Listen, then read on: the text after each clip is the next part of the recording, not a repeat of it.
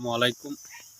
রমজান মাসে নবীজি সাল্লাল্লাহু আলাইহি ওয়াসাল্লাম আমাদের মাঝে ৩টি গুরুত্বপূর্ণ কথা বলেছেন।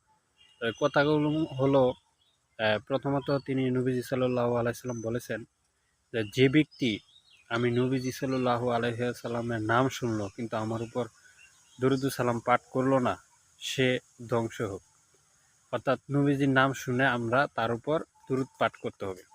দ্বিতীয় কথাটি হচ্ছে যে ব্যক্তি রমজান মাস পাইল কিন্তু নিজের গুনাহগুলাকে মাফ করাইতে পারল না, তার মতো হতভাগ্য পৃথিবীতে আর কেউ নেই।